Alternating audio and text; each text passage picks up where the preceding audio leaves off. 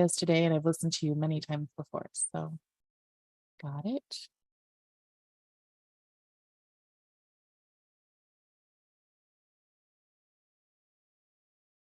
Videos today and I've listened to you many times before. So, got it.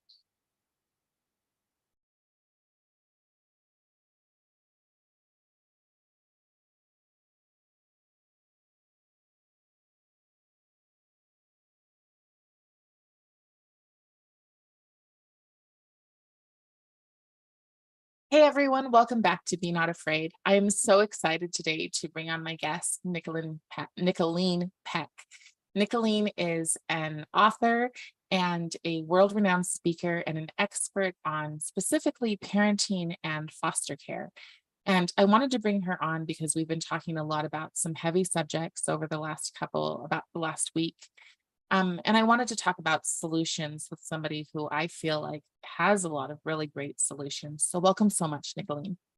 Thanks, Carrie. I'm happy to be here. I'm glad to hear what you're doing and to be part of it. It's important stuff. Yeah, I just want people to wake up. So that's Wake up. Isn't that what we all want? It's just too easy to say, no, I'm just going to sleep right past this one. It's just too easy. right. And that is really where I just want to jump in and just the whole issue with parenting today seems to be. I was listening this morning to one of your podcasts about the words that we don't say, and that's that parenting need parents. And I have so many parents who are reaching out to me and talking about just feeling overwhelmed by everything that's coming at their kids. And I want to say, you you have to step up. But I think one of the problems is so many people don't know how. We've been kind of in this culture of let's get as comfortable as possible. Mhm. In And fact, for some people, that's a principle, which is really sad because it's a false principle. It's not a real principle. Anytime there's growth, there's discomfort, right? Just think childbirth. Okay. There's going to be discomfort if you get anything good out of it, right? right, But people do have this craving for all their problems to just be washed away. And do you know what? There's a word we have for that in the parenting world, and the word is coddling. Okay, so the parents actually kind of want to coddle themselves. They're coddling their children a lot. I know they don't think they are every time, but there's a lot of coddling that's going on, and they're doing it to themselves too. They don't want to see. right, right. So one of the things that have I just have so many questions, and so it's going to be a little bit jumbled because I just have so many things to throw at you in this time. But the trauma informed care. So we see a lot of let's focus on helping those who are traumatized. And just a very brief background for me, for any new followers, and also for you, is I grew up in the foster system and I aged out of foster care when I was 18. And I put myself in care when I was 8 years old. So there's a lot of things that I've seen living in 18 foster homes in 9 years, um, that worked and that didn't work. And when I see trauma informed care, it looks like it's pulling in all of the things that didn't work and saying, let's do this.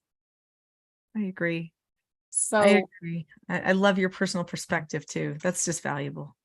but my question, and I've seen your video on this, but I want you to just expand on it, is what does healthy trauma informed care look like? Wow. I mean, that's kind of like what I'm all about, right? Like that's the whole everything.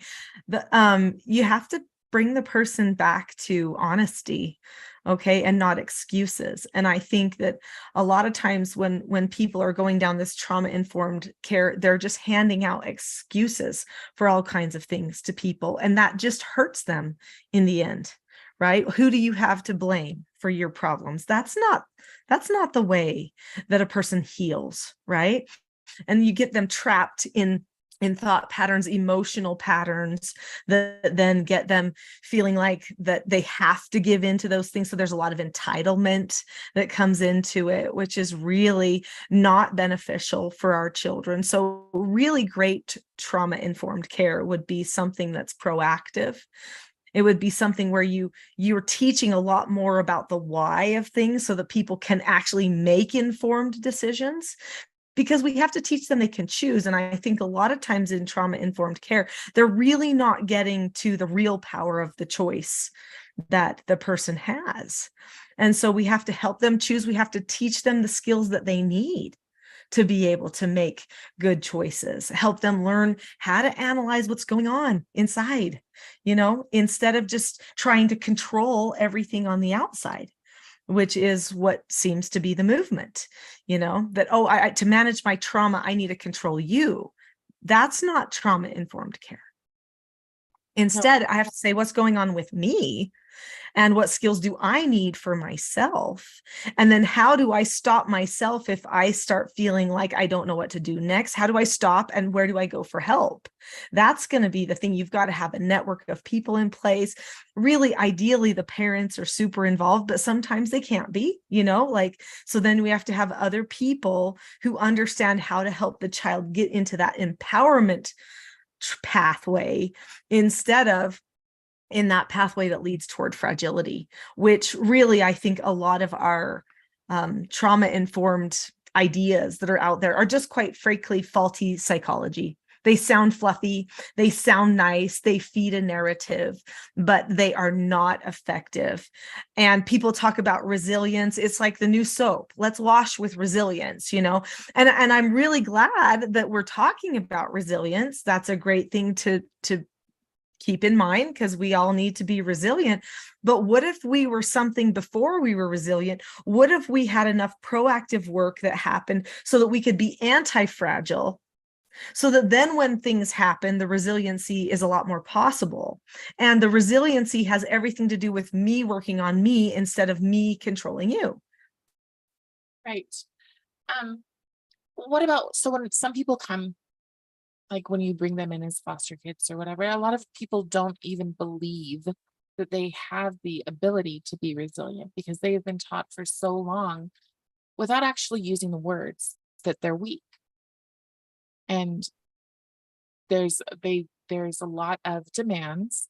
And I feel like what we're heading towards right now in society is this huge narcissistic kind of focus, this huge, it's all about me, but it can't be all about every single person. Right. So, how do you begin to help a person who doesn't believe that they're capable of overcoming or achieving anything? Right. Ooh, you have a lot of things in there in that. Well, you just Told you. rolled out. I'm like, well, okay, we got an hour. Okay, here we go. So let me try to just speak to this as quickly as I can. But probably so I had a history of taking in therapeutic treatment care children. So let's make sure that that's out in the opening in case people don't really know the level of care that I took into my home. Okay, so we took in youth. They were ages 12 to 18. They had all had trauma in their past, but they also had different processing issues, a variety of addictions, many suicidal, many perpetrators, many, all these types of things. Okay. So a lot of them were the children that people really didn't want. Okay. They'd given up on. They were older. When they're older, people don't like doing older foster care very much. The issues are bigger, more complex. The child's more expensive. So then you don't get as much of a cut from the money, if people are doing it for the money reason. I mean, there's a lot of reasons why older children are not the desirable. So anyway, but those were the children that came in, and they had a lot of things that they were dealing with. Like if they came into my home and I said to them, "Oh, I'm so sorry that you had all these problems. How about we just make life as squishy for you as possible, and so that you can just feel loved and happy." And that would be the worst thing I could do for somebody like that, because They're they've going to take advantage of it. Well, for sure, because they're used to playing a system. Let's be honest, okay? Right. Because they've been stuck in a system. They learn how to run away from things, how to blame other people, they go and report to judges on a regular basis, right? And when they're standing in front of the judge, they've got to figure out a way to say it wasn't their fault lots of times. I mean, that's Right. their life, okay? Right. Mhm. So absolutely. So if I just come in and coddle and make everything squishy, then they're just going to think for their whole life that they should be able to be in control of everything through their emotions, Right. that their emotions are king and should control them. And that is absolutely debilitating for a person. Emotions are a part of what makes us a human. Okay. We have feelings, we have thoughts, we have emotions. These are all parts of things that originate, in our heads. Okay. But the emotions are the after effect of feelings and thoughts. They are down the line, and those emotions, if you create a habit out of those things, you end up in bondage if they're the wrong emotion, right? So you could have an emotion of compassion, that might be a healthy one, or an emotion of love, that might be a healthy one. But you could have an emotion of anger or mistrust, and you know what we call these in the therapy world? We call them triggers. We're like, oh, I'm triggered by that. No, you have an emotional habit that now has you in bondage. And so if I were going to take that as, oh, yep, that's just your trigger. That's your excuse. You have a trigger. Okay. Who doesn't have a trigger? I drive down the road, I see a sign that says hamburger and my mouth salivates. That's a trigger. Like everyone's has a trigger. Do you know what I mean? And I see somebody says dark chocolate and I immediately think JoJo's dark chocolate. That's my favorite. Like, I mean, come on, that's Right. how advertising works. So for us to now say, well, but because you've had something unfortunate happen in your life, you are allowed to have a bad behavior, bad thoughts that could even hurt you in the end or hurt future relationships. You're allowed to have that because something happened to you. That's bad parenting. That's bad training just in general, because then we're going to make people disempowered. They are going to hurt and they're going to struggle. They're not going to know how to have relationships or solve their problems. And And that's just not what I was willing to do. Right.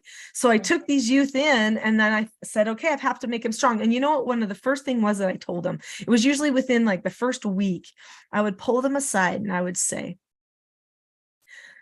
do you want to know why all this has happened to you? And they'd look at me. They're like, yeah. And I would say, we all want to know why our lives happened to us the way they did. Everyone wants to know that. But we don't always get to know until later. But there's one thing that you can know. And that's that somebody thought you could do it. That God thought you could do it. That you are a survivor. So you need to think of yourself as a survivor. And I told them all, you're a survivor. And that's where we're going. We're going past this. And then they'd be like, oh, because they never thought of it that way. I said, you must be one of the strong ones because I didn't have to go through all of this. I went through different things. I could give you the list of the things that I went through, but it's not the same. And your stuff's pretty intense. For some people, that's some hard stuff. But you're still here. So you know what that means? You're a survivor. You're one of those tough ones. And when these youth would stand and look at me and be like, oh yeah, I'm one of the tough ones, right? Then suddenly there was this picture of who they were. They need identity, okay? They need identity. And so that was a way for me to help them develop a part of their identity that was, wait, I am strong. I can do this. Yep, it's hard. We all have hard things. I might cry sometimes. I might have a problem sometimes. I might feel frustrated sometimes.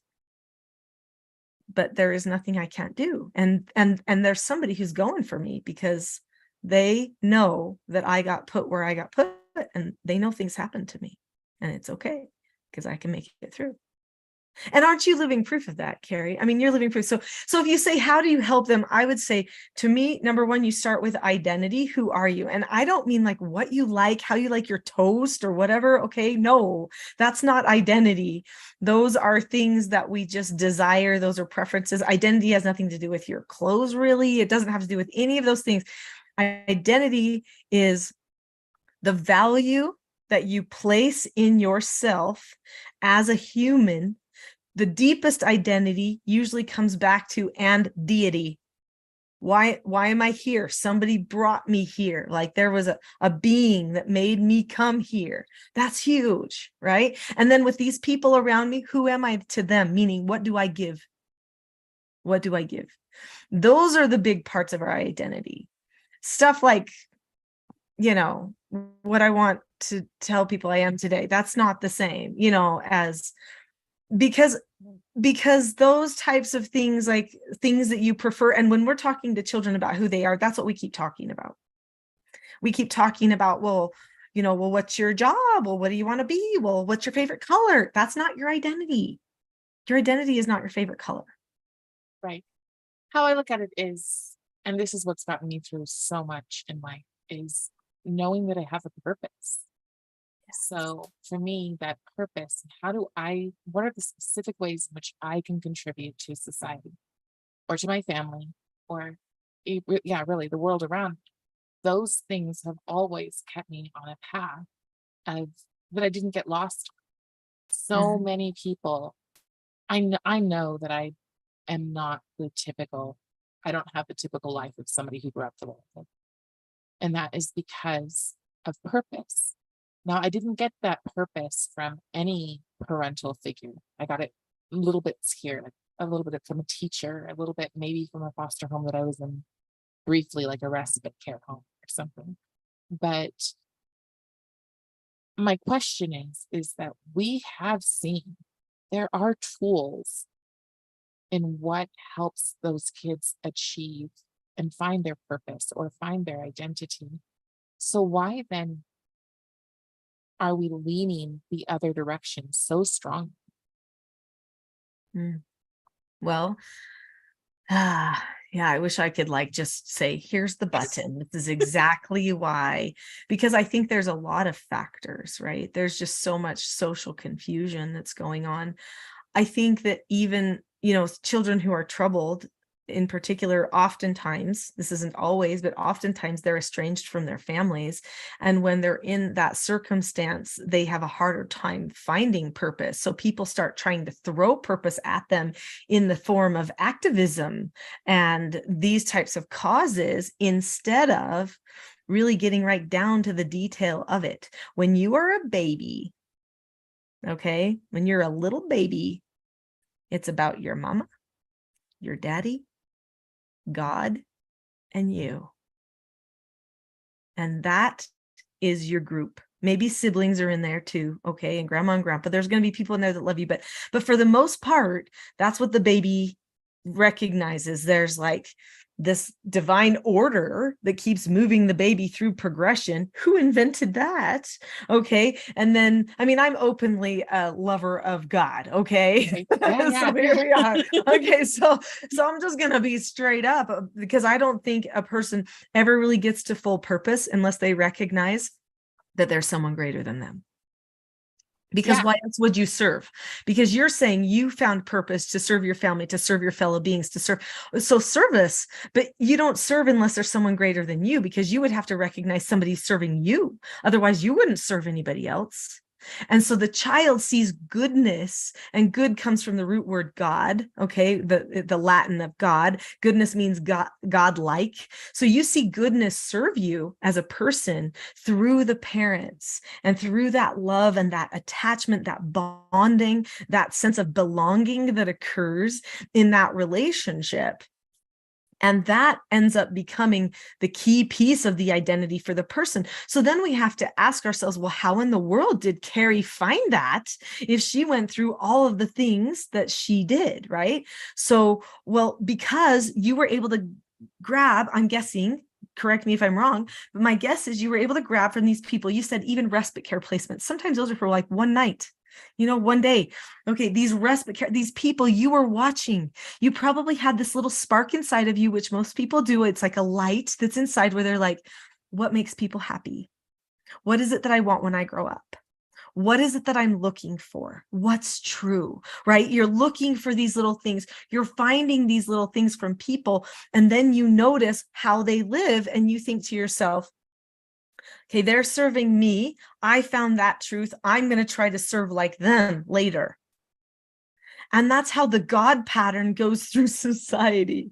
Okay. So it just goes. But then we have another thing too. And that is when everything is broken, you're estranged from your parents, and you have now been told that it's all their fault, whether it is or not. Okay. So now you're bringing an emotion into all of it. You don't know how to sort out your problems because you don't have the skills.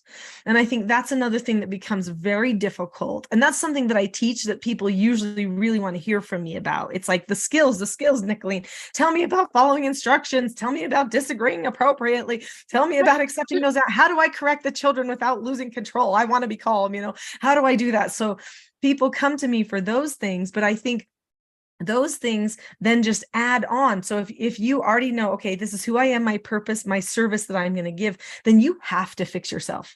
How can you serve? How can you serve another person and find that purpose for yourself if you are focused on making excuses for all your flaws? You can't. If you want purpose, if you want to serve, that makes you start the path to self-government, whether you like it or not. You then have to look at yourself with an honest lens and say, if I'm going to live my purpose, what do I have to fix about me? Right. And the thing is the parents have to do it and the children have to do it. Everyone has to do it. This is just the human journey. Right. So a few things. One, I recognize that not everyone believes in God, but I do believe that every person, that we as human beings were made to worship something. And so even if your God isn't a deity, even if you aren't, even if you believe that you're agnostic or that you're atheist, if you're leaning into things, I'm just going to say it, if you're leaning into kind of the left woke ideology, you're still worshiping something. So there's lots of things that we worship. We might worship our time on our cell phone. We might worship our hamburgers. There are things that we live for, these things. And especially what we're looking at right now is we are living for causes. The problem is, especially for that traumatized kid, the kid who's coming from really hard situations, the cause changes. And with that, there's no stability. And I think that that is a huge thing that a person, again, a traumatized person especially, but really any person needs, is to have stability in their life, because it's the only thing that you can trust, especially when you're coming from a hard place. You need trust in your life. And I think the truth is the trust. And for me, the truth, like Nicoleen, is God. That's where my truth comes from anyways. Yeah. But I think, wow. I mean, I could just say amen to what you just said. I really agree. But I do love how you pointedly said the cause always changes, because it does.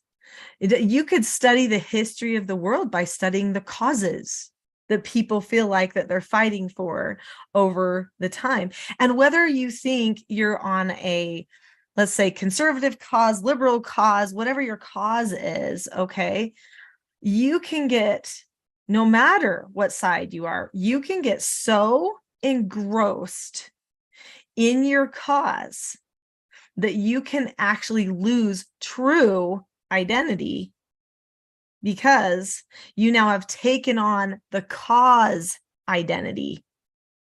Like you are saying, that might be your faith. Some people, that's their faith, their cause. And there's probably some good things in there, right? There's things that it might help some people, or someone they care about has a really hard circumstance or a feeling that they're associated with, or they have fears or concerns. And the only way that they can manage those is by feeling like they're doing something for this cause, right? So maybe they're, they're worried about the world, the planet, the whatever it is. And so they have this cause that they care about.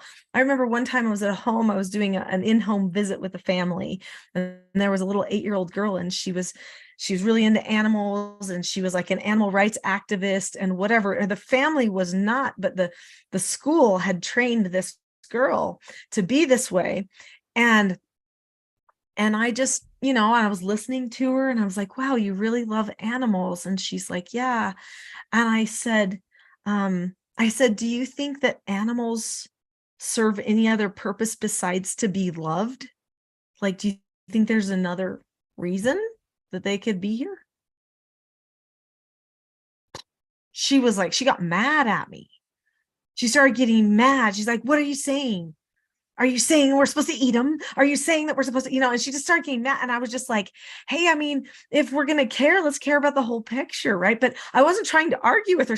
It was amazing how like electrified she became, because I didn't just go, your feelings are exactly right. And so really it was, even though she had another faith that she was raised in, that was actually her faith.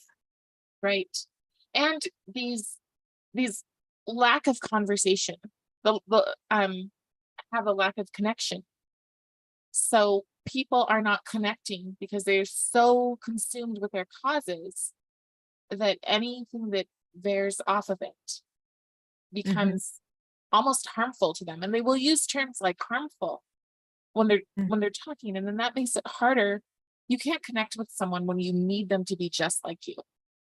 That's It's true. And you know that they've lost their principles, or they've strayed from their principles, maybe not lost them completely, but they've strayed from their principles when they start getting aggressive, when they start getting out of control. So now we're going into a different part of the brain. We've got different things firing. We are at a place where we are protecting, maybe we're self-protecting, or we're trying to manipulate emotionally, or, whatever it is. But the people who are getting angry, you can know right then, okay, you know what, they've lost their principles. And I don't care if they're on the right or the left or smack down the middle, because everybody, when we're talking politically, or you talk about schools, I have heard homeschoolers be horrible.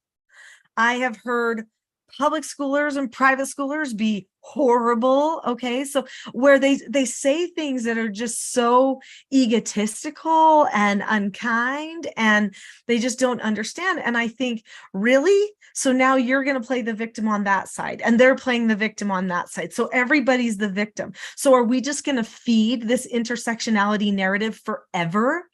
And are we just going to make sure that every single person is a victim forever, which means everyone who doesn't agree with us is somehow an oppressor?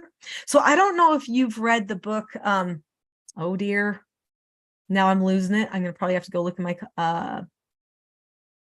I do know a lot about. So would it be race Marxism? Would it be, it's not a James? No, it's a book about college. Actually, it's about college and children, and the people on it. It's a red book. Jonathan Haidt. Yeah. And they're falling off the conveyor belts. Okay. Yeah. You know what I'm talking about? Maybe the coddling, not, the coddling of the American mind. Yes. That's it. Yes. Anyway, and he talks about the 3 myths, right? Do you remember the 3 myths? The 3 myths are: follow your feelings. What doesn't kill you makes you weaker. And there's bad people. And if they're not against it, if they're not with us, they're against us. Right. Okay. And I look at people, even on my side of, say, political discussions or ideological debates. And I'll say to myself, okay, I thought you were a principled person, but now what happened was you just went off a cliff because you went down, follow your feelings. Yes. And what doesn't kill me makes me weaker. And if they're not with me, they are against me.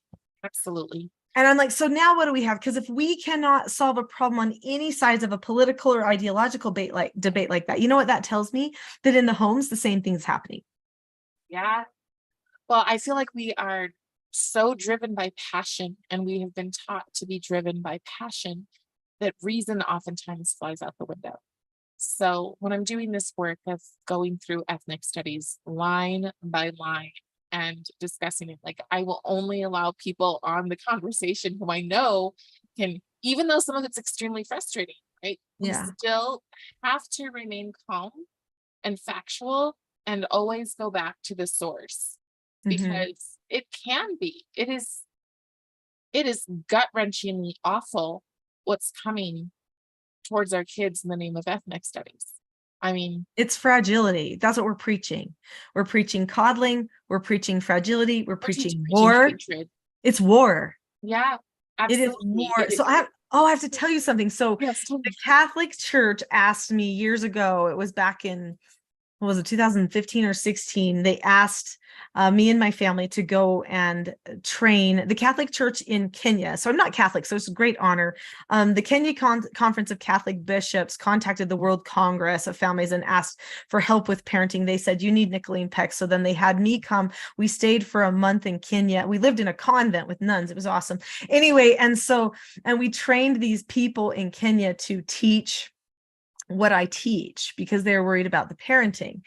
And then I came back to another celebration that happened. Oh, it was about 5 years later, or no, not 5 years. It would have been 4 years later because 2020 had not occurred yet. So anyway, so I was back. I went back there to see how they were doing, and they invited me to speak at an event. And one of the women stood up and she said, I was really skeptical because I didn't think anything good could ever come from America, because we are always handling American problems, and we're not equipped for that here. And she said, I was really skeptical, but then the more I learned what you were teaching with self-government, the more I realized this was just truth. And so I was going to teach it to my children, because she had her children, but then also she was a school teacher. And she said, and I want to tell you something. I want to report to you, Nicoleen Peck. And I said, okay. And in front of the whole group, this whole auditorium of people, she said, we had war in my classroom. And now we don't have war. I don't have to be at war. They don't have to be at war. And now we can finally learn. And see, that's the problem, is our children are stuck in war, so they can't actually learn. They can't find purpose because the activism is taking that space over. Yes. And the thing is that the second that those kids step out of line, they are then the ones who everyone turns on. So Right. you are following this line. And I honestly am grateful for the way that I grew up and its craziness, because I learned that I had to do for myself. Mm, Right. And so I'm okay with stepping out of those lines if those lines are wrong. And it doesn't matter where that takes me. It doesn't matter who hates me because of it. I'm going to be true to the truth as I see it. So, mhm, and I'm open also to learning more, always.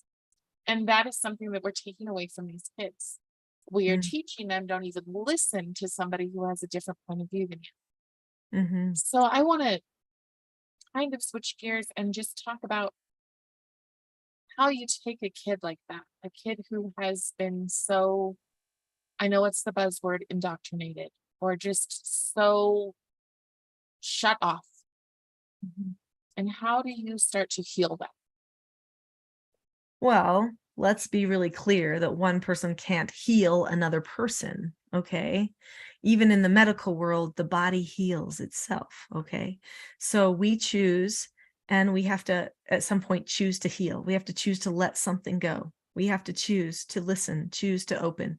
So what do you do for that child? That's a really great, and some of that's going to depend on, is it your child? Is it somebody else's child? Is it, those types of things? What's our actual circumstance that we're dealing with here? But I would say at the very beginning, um, you have to say to yourself, I can't take personally what's going on there, because you can't help them and love them if you don't take it personally. You have to be willing to listen. You have to be willing to talk about stuff. You have to be willing to really do what I would call a really great parent counseling session with them. So there is, I have in this book here. So I have a lot of books, like I've written like 11. Okay. Oh, I already have teaching self-government. So this book here That is one the one that fascinates you me. have Yes. probably. This is the key piece. Okay. It's kind of the central piece of all those other books. Some of these other ones are books that children can read. There are other books where you can help the child like set goals for themselves. There's one all about roles, okay, where they can learn their roles and identity and stuff with people in society and with their family. Anyway, that kind of stuff that a lot of people love to read. But in this book, Parenting a House United, that book there's 5 different teaching styles. So there's 4 basic skills, and those are the ones people most know me for. And these children's books each teach those 4 basic skills to children. Okay. And one of them was based off each of my children because I had 4 of my own. So that was kind of fun. Anyway, but then there's 5 teaching styles. So these are 5 skill sets for adults when working with children. Okay. So with the 5 skill sets with adults, there is one that I call a parent counseling session. So in the parent counseling session, it's a 7-step process that a person goes through. And this is probably where you would start with someone. Okay. You would say, okay, we need to have a meeting that's like just us. It's just a conversation, just us. Now, at first, a person may not even want to talk to you that much. So you might need to have a little small talk, maybe. I mean, sometimes that works. Sometimes it doesn't. Sometimes it's nice just to be completely open with the child and talk about the elephant in the room. And step number 1, okay, do you know what? I invited you out for ice cream with me because I wanted to have a talk with you about something, or I came over to talk to you because there's something that I've been wondering if you would mind talking with me about. Are you open to having a deliberate conversation? And really almost like allowing them to give you permission to have an open or deliberate conversation. Say, I want to hear things about you, and I want to be open-minded about you and about what's going on with you. And I'm hoping you'll want to be the same with me too. I feel like we need to have this discussion more. So the very first thing you do is you say, hey, this is why we're having a talk. I've noticed something, or this is what I hope for our relationship. I've noticed our relationship isn't that great, or I've noticed you're not very happy lately, and I've been concerned about you, So, I mean, there could be, depending on the circumstance, right? It could be almost anything. So this is just a framework. So then the next step that you would do is you let the child describe what's going on, and you wait and you listen, and you literally just listen. So you would say, so you haven't been very happy. So what's been going on? Tell me, you must have concerns or something. Why do you think you're not happy? What do you think's missing? I'd love to listen. And then you just wait and you just listen. And then after that, the next step is the repeat back step. So then you say, okay, so now this is what I'm understanding that's going on. Is that right? And that you're feeling this way because of this. Now it could be anything. Okay, we're talking, you may systemically disagree with what they are telling you. Okay. You may, but it's not about them seeing your point of view per se. It's about getting the relationship back where it needs to be. That's important. Then we can help them learn other skills to help improve the communication. Okay. So then after you repeat back that you understand, then this is where you're going to share your point of view. You're going to say, I have a few thoughts about this. I wonder if you've considered. Have you considered that every person could actually choose to be happy if they wanted to? Or have you considered that you don't need to do this alone? And that other people would be willing to help you? Bringing in some of these ideas and doing it in a more question format is always better than doing it in a lecture format. Okay. So that's important. And then after you share your point of view on things without lecturing, then you might discuss a little bit more. So now you might have a little bit of go back and forth about it and really kind of synthesize on truths that you can agree with, even if they are against your faith, against your viewpoint, against your, all of those things that they might be. You can still say, but we do believe in this truth, right? That we want to have a good relationship, or that we do want to understand each other so that we don't have as much. Gross. Sometimes we do have to choose to just drop the subject, right? Yeah. So I'm sorry, if did you say something and I was. I said you froze for just a moment. But so what I'm hearing from this is that there's literally no place in school that should be taking over this part of raising a child. Like You're it's totally way right, too much because work. yeah, you're totally right, because the next step after what I've been talking about is actually, then you would say, okay, now what do you think the solution is going to be to help heal our relationship?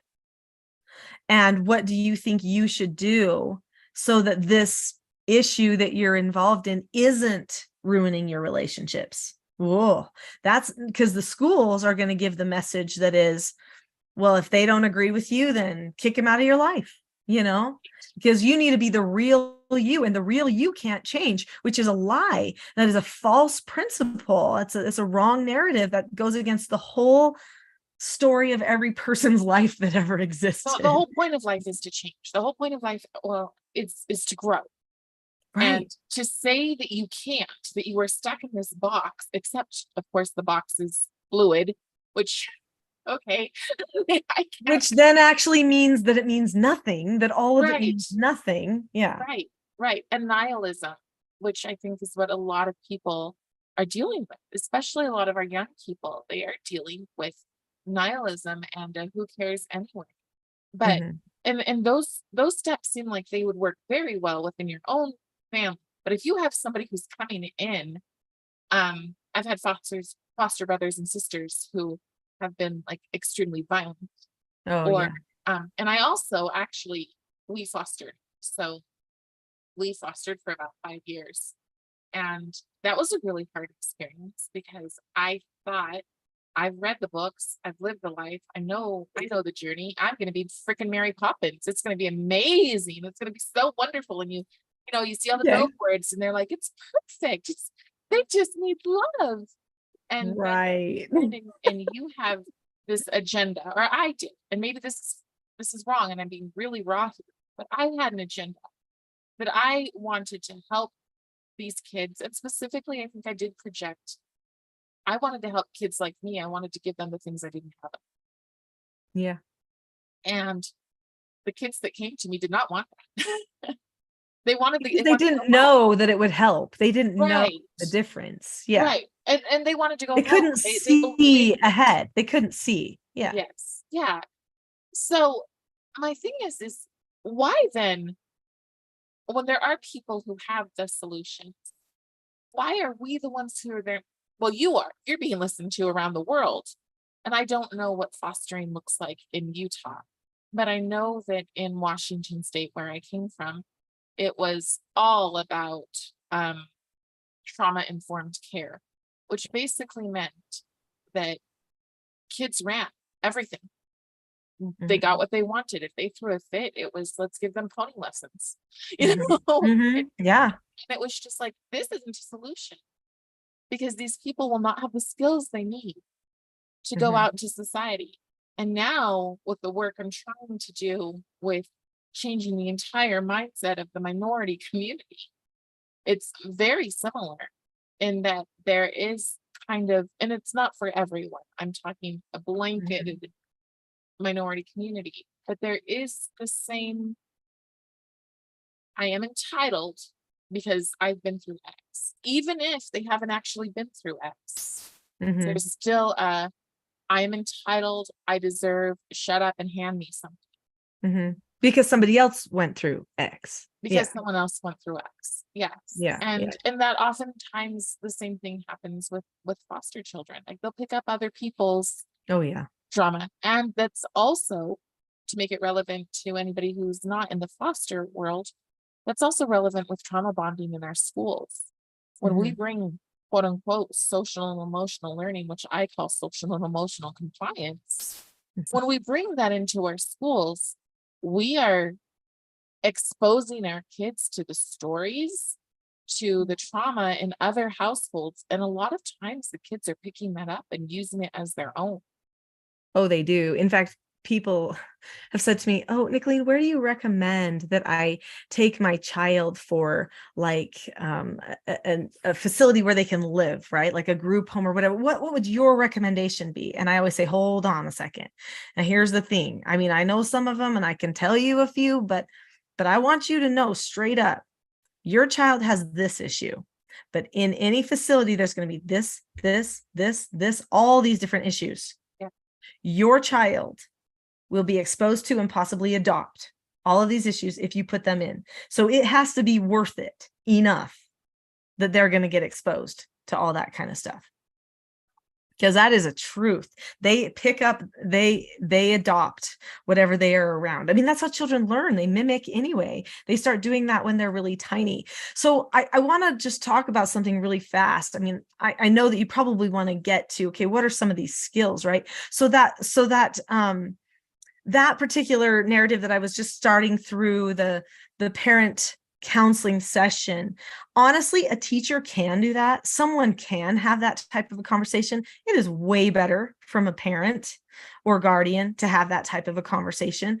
But there are schools where the teachers do know how to do that, or they have somebody, on hand who will talk with these troubled children and who will have, there's a school right now I'm working with in Canada that they're doing self-government at their private school, and the person who is doing the teaching up there for me, she's one of the mentors that I've trained, and she's a psychology, she's not a doctorate yet, but she's like has a master in psychology, and so she's she's pretty good at being able to do these types of conversations with people. So it can happen. Most people don't know how to navigate a conversation like that without getting concerned or taking things personally or leading the child possibly in the wrong direction and not knowing how they're going to do it, and that kind of thing. But ideally, a parent knows the child the best and they can.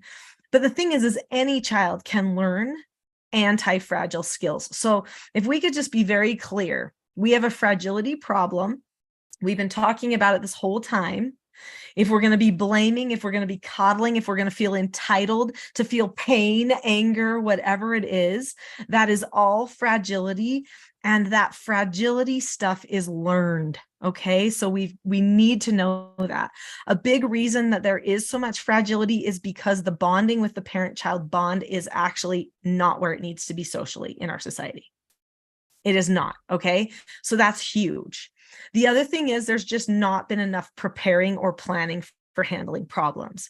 People don't teach other people how to handle problems. Okay. So I'm trying to help on the bonding side of it, but I'm also trying to help on the problem solving side of it because they need both of those things to be anti-fragile. So anti-fragile suggests you have prepared ahead of time not to become fragile. Okay. If you are anti-fragile, you have done the upfront work to say fragility could be in anyone's future. How do I prepare myself so that I'm emotionally strong, so that I can solve my problems, so that I can communicate with people that don't agree with me? And there are 4 basic skills that literally take care of 99% of behavioral problems in children and make the difference between fragile and anti-fragile. Okay. And those 4 basic skills are the skills that I teach. They were in those children's books that I held up. And people love these 4 basic skills. But what you have to remember is the parent has to know how to correct them when the child's like, I don't care. I'm not doing it. You can't tell me, whatever. The parent also has to have their skills in place. And this is probably too short of a, little live here to go into all of that. But I can tell you about the 4 skills. So the 4 skills are following instructions. And this is instructions from yourself as well as other people. Okay. Do you know that rebel child? That rebel child that is a true rebel tendency person will not even follow their own instructions if they think somebody else wants them to give themselves an instruction. or if they think it's the right thing to do, they can know it's the right thing to do and they won't follow it because they don't want to follow their own instructions. So following instructions, that means your instructions and other people's instructions. Obviously, you have to use discernment here, and the parents got to come in and teach all of that, right? Okay, and then there's accepting no answers and criticism. So this means you don't get to have control over everything. Things do happen all the time. You have to be able to say, okay, that happened, and drop the subject about it. Okay. Then the third skill is accepting consequences. This is where really the rubber hits the road on self-regulation, and you possess a knowledge of your own behaviors so that you can control them. That means you cannot be afraid of consequences or learning cause and effect. You have to learn cause and effect. That means you have to accept consequences. If a parent does not give a child the opportunity to accept consequences, they don't let them self-govern. It will always be for that child what happened to them. And that's huge. Okay, that's enormous. I can't even like emphasize that enough. People are anti-consequences right now. They are anti. They are like, oh no, we don't do consequences because that's too punitive and that's too, really? Right. Okay, well then your child is not going to learn to take ownership then. Well, they're also not going to hold on. I do want to put this in there, but they're not going to learn excellence. This is something that I was just talking with a group of people, and I said, I'd like to start a book club because our proficiency rates are so low. And I'd like to start a book club, and I want to have a competition, and the winner gets, and they said, oh, hold on. We don't want winners. We don't want a competition because that could hurt their feelings. And I said, you are telling me you want, and yes, this is about the Black community, you are telling me you want Black excellence, but you don't want them to have a competitive spirit. We have a problem here. Yeah. If they won't even compete with themselves, Mm-hmm. we have a problem here. There's nothing wrong with having somebody who overachieves, who does the work, who accomplishes something. And there's nothing wrong with having your kids not win and learning how to cheer on the people. Oh, sorry, that's not the fist. there's nothing wrong with having your kids learn how to cheer on the people who have achieved greatness. Yeah. That's a good thing. Well, that's accepting a no answer and a consequence, right? I mean, because they're similar to each other. It's like, I didn't win. The consequence of I didn't win is somebody else did win. And so I have to accept that. And there's steps to that. So there's 4 steps to accepting a no answer. For instance, you look at the person or the situation, like the race, you say, okay, or you disagree appropriately. And in a race, I mean, you could try to disagree appropriately, but probably not. And then you look at the person, you say, you keep a calm face, voice, and body. I forgot that. Keep a calm face, voice, and body. That's important so that you're like, I'm ready. Then you say, okay, or ask to disagree appropriately. Then you drop the subject, which means you go, I'm moving on. I'm happy for that person. That's great. I'll try harder, next time. So anyway, that's each one of these 4 basic skills that I'm talking about has a skill set, as you know, Carrie, attached to it. And then, but that accepting consequences one, holy cow. If we don't give our children the opportunity to accept consequences, they can't learn cause and effect. They won't learn self-government. They won't have self-mastery, and everything will always happen to them. And that includes you. You will be something that happened to them instead of helping them and be empowered and see how they can move forward in life. You will be the excuse. So then and this also goes for if you just start taking things away too. So you got to be careful. There's some consequences that work better than others. And I definitely talk about that. But a lot of parents will start taking things away and doing things to their children.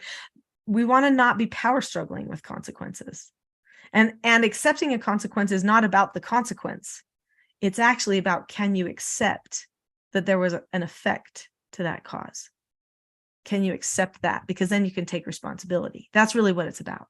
It doesn't even matter as much about the consequence. And so we don't want to be power struggling with them. I usually use extra chores because Samuel Smiles said work is the antidote for a sick character, which I love. He's a great philosopher from the 1800s.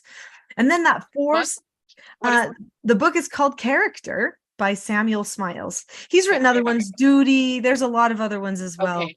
Okay. But that particular one is out of the book Character. And then the fourth skill is disagreeing appropriately. You got to know how to talk about stuff. You got to know how to have a decent conversation with people about things. So, yeah. Okay. I only have one more thing. I wanted to talk about the bonding. If you have a broken relationship with your child, um, and sometimes that broken relationship is just you're distracted and they're distracted, and your life means that they walk in the door, they pick up their technology, you pick up yours, right? Mhm. How can parents begin to mend that? Mm. Well, the first thing is you have to remember a truth is that it's not going to always stay the same. Okay. So you have to remember that, because I think if you lose hope, then you'll lose charity. Okay. So I do believe three things go together: faith, hope, charity. Okay. They all go together. The reason why you would be charitable is because you have faith in something greater yourself and hope. Okay. So you have to say, okay, I have the faith in the learning process. This child can learn. I also have hope that it's not going to stay this way forever. So I'm going to work toward that, right? Now I can have true charity in my heart and not take it personally. It's so important that I don't take it personally, and I have to understand my calmness. So what I usually tell people is that stop number one is your own calmness, your own self-government. And I actually have on my website, so I have a whole class called The Power of Calm, which people love. We've got the book that we've talked about, but there is a free calm parenting toolkit. It's like a free mini course right now on the front of my website. So if people go to teachingselfgovernment.com, there is a calm parenting toolkit they can have for free right now. And it has 10 tools for calmness for themselves, which could be really helpful. So that's stop number one. You've got to make sure your heart is actually in the right place, because guess what? If you just want your heart to be in the right place, but it's really not going in that direction yet, it's felt. Unspoken communication is always louder than the spoken communication. So the tone that you carry, the concerns or the fears that you have on your heart are heard, or at least perceived by your children. And we know this with animals, okay? Like, doesn't a dog know when you're afraid? We always say, don't be afraid. Tell yourself you're not afraid, because then the dog will not feel that you are afraid. The same thing happens with people, even more so with people. We can read each other, even though we don't always put words to it. So the children can read us. So we've got to make sure we truly are okay with the fact that they're on a journey, and we are accepting a no answer, that, yeah, they might not be perfect right now. The relationship might not be perfect right now. And I can accept that no answer and I can move on. So those 4 basic skills are for adults too, right? They're not just for everyone. Then what I would highly recommend for people is make sure that you have some personal time for development of that relationship together. So if you can go through that parent counseling session format that I started talking about, that would be very helpful for you to have just a deliberate conversation. But if you're like, we need a little bit more, we need an experience, then I totally think it's fine to go on a trip, go on a backpacking trip, go fly somewhere, go see something, and just see it and just have fun. Okay. And then talk about, this is really great. I really like being with you. No ulterior motive, just have the relationship feel like it should feel. Just have those experiences. And if they push and push and they don't want to, still just carry on. And you might have to do the elephant in the room thing, where you say, I know that you probably think I'm trying to do something to you right now because we're having a fun time and I'm trying to change you and I'm trying to do things. But honestly, I just love you and want to have an experience. And you can decide to have fun with it or not, but I'm going to have a good time with this because I just want to have this time with you. And so really put that time in where they see you're sincere about the relationship, because that's the part that they struggle with. Then if you can get to that point where they see you're sincere about the relationship, then you can have that conversation where you say, where do you want our relationship to go? In this book here, let me find it, this Rolls book, Roles, The Secret to Family Business and Social Success. I wrote it because I thought everyone understood family roles when I wrote this. But then they kept asking questions. I was like, well, that's a roles issue. No, I realize that people don't understand roles. Anyway, so family roles, I'm not talking about who takes out the trash. That's a responsibility. That's not a role. So we got to be very clear, okay, what a role is. Like the mother is the heart and hearthstone of the family. That is her role. She's a nurturer. There's no one can take that place. Doesn't matter. There's always a gap there.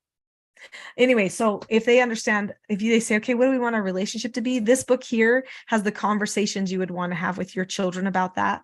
And then getting them after that on board, if you can, with having the skills in place. So you would say, what kind of a relationship do we want to have 5 years from now or 10 years from now when you're an adult? What do you want it to be like when we see each other? And if they're like, I don't want to see you again, and say, okay, well, this is what I want. So I'm understanding you don't want to see me again. Okay, this is what I want for our relationship. So there has to be a way where you get the freedom that you want ultimately, but I also get the bond that I want. There has to be a way for us to measure this. So here's these skills, and then you start working on the skills. And if they're really strong-willed or really rebellious, they may hate the skills, but at the end of the day, you can say to yourself, and to them, hey, I'm not going to take anything you do personally. You can choose to push and push and push and push. But at the end of the day, I'm just going to teach you what needs to happen and love you with my whole heart. And that's really, parents cannot stop the teaching because of the love. They got to have both there. They got to have both. So you need that proactive plan going forward. So that's not so quick, I guess, Carrie, to say all of that. But I gave the in order of what I would do. Right. Nicoleen, this has been an amazing conversation. And I'm going to do my best not to cry, but I'm so grateful that there are people like you out there that are touching the hearts and bringing in the people, because quite frankly, I couldn't do it. I was pretty good. And then there are situations with their kids that I'm like, oh no. So I need people like you, and I'm grateful that there are people in the world who will hear your voice. I hope that people in our own state will listen more and take direction, because we know no one can heal, but we can at least be hands to help with the healing. And so I'm just really grateful that you're one of those hands. Thank you, Carrie. I love meeting a person who's got my same heart. I love it. I love when I can sit down and talk to somebody. I'm like, she gets it. She gets it all. So it's been so fun to be invited on here to meet with you and your group, your peeps, and to talk with them and to maybe be helpful, because if there is one thing we need, it's unity in our society. Now I'm going to cry because you obviously, even though it's digital, got me going. But if there's one thing we need, it's unity in our society. We have to become one. And you know what? It has to start with the hearts of those children. It has to start because of them and in those families. It has to. Yes. That is where it all begins. That's how it all began in the first place, was Right. with a family, right? And so as we carry on, it makes complete sense that it still is all about the family. It always will be, and about those really dear hearts that come out of family, the children. And that's what keeps bringing us back to the truth again and again. No matter the problems those children get into, we need to be grateful that the fact that there are children in this world is what keeps bringing us all out of selfishness again and again. Right. And everyone who's watching and anyone who watches this in the future, please know that the attack on the family is real. And you must be, as Nicholeen said, you must be and I'm sorry if I'm butchering your name every single time. I've said it differently every time. But you've got to be all good. You've got to be proactive. This is not a situation that you can just stick your head in the sand and go, oh, if I don't think about it, it'll get better. We're not in that place right now. We're in a place where you have to fight for your family. And so I'm so grateful for this conversation. And where do they go if they want to see your books? And I know you have a YouTube channel. So I do. I've got a YouTube channel. There's like 900 videos on there, 900 and something. There's so many. There's a podcast. It's the Teaching Self-Government YouTube channel, Teaching Self-Government podcast. If you want the full training and all the pieces of all the stuff, that's going to be found at teachingselfgovernment.com. So if you go there, there's a store you can look through different ways, depending on how you learn, you can look through that. If you want to taste something, get some little keys for calmness happening, that Calm Parenting Toolkit's a good place too. Well, thank you so much. I really appreciate this. Yeah, my pleasure. Okay, bye. Bye.